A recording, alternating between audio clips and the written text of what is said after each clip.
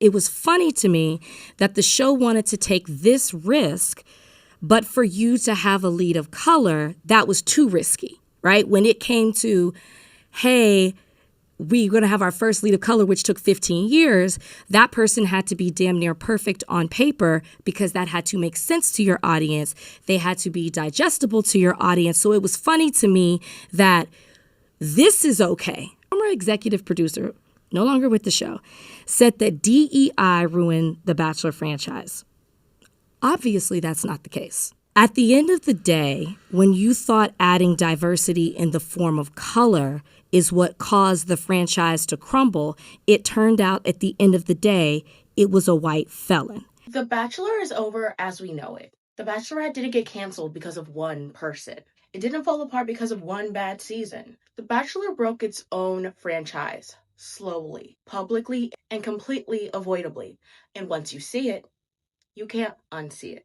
The Bachelor premiered on ABC March 25th in 2002, which means I was 2 years old when this first ever came out. So I didn't start watching until Nick Viall's season. The premise of The Bachelor is pretty simple, but it's built to be dramatic. Each season follows one eligible bachelor, usually somebody that premiered on a previous season, and a group of 20 to 30 suitors who are dating him if it's a bachelor or her if it's a bachelorette. So here's how it works. There's group dates and there's one-on-one dates where the people are able to elaborate and find that really meaningful one-to-one connection with the lead.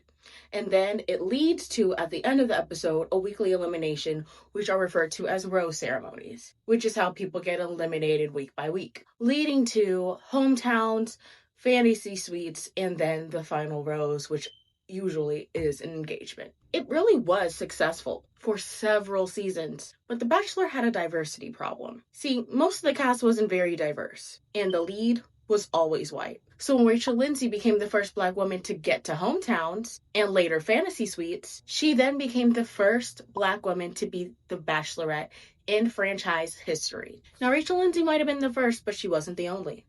Matt James was the first Black Bachelor in franchise history. This came after many people in Bachelor Nation, that's what the franchise is referred to, wanted more diversity in the series. So the show answered, not with a contestant from within the franchise, but outside of it. Matt James was friends with a popular contestant from Hannah Brown's season, Tyler Cameron. And they were in a whole group on TikTok called the Quarantine Crew back in 2020. This was the beginning of the end for The Bachelor TikTok. It was the success of these TikToks that led to Bachelor producers picking the first Black guy. Now, although Matt James not appear to be biracial to the naked eye, Matt James in fact has a white mom. Him growing up primarily from his mother and having be such a huge factor in his life shaped not only his upbringing, but definitely what and who he finds attractive and who he seeks for partnerships and relationships romantically. And that was made painfully clear from the night one of Matt James's season. Another thing I wanted to talk to you about was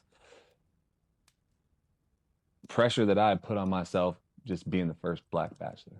In what way? I don't want to piss off Black people. I don't want to piss off white people. Yeah. But I'm both of those, you know what I mean? It's like, how do I please everybody? That was all but confirmed when Chris Harrison, the host at the time, tried to make light of Matt James's ring winner, Rachel Kirkconnell, going to an antebellum party in college. Sorry, not ring winner. They never actually got engaged, but we'll get into that. So Rachel and Matt stayed together for several years after the show, making couples content, and then one day it was over. Matt James put out a statement that was a shock to Rachel and Bachelor Nation that they had broken up. And Bachelor Nation gathered around her. She even had a whole podcast episode on Call Her Daddy, talking about the incident. And it was starting to look like she was going to be the next Bachelorette. Because we've all gotten over the antebellum party right now, right? Now, Bachelor Nation can be quite conservative. In fact, some of the contestants have done so many racially insensitive things in the past that there are too many, racism adjacent scandals to name. But I'll name one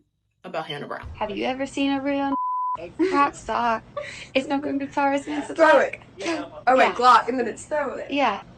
Oh, think I did. I'm so sorry. That wasn't you. That was Brooke. He said it.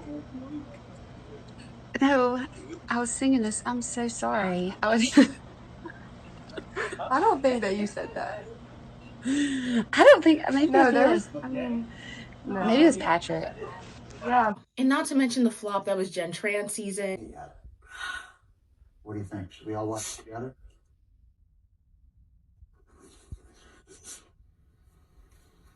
Okay. Coming up on May is one stellar month. Just look at all the stars. what?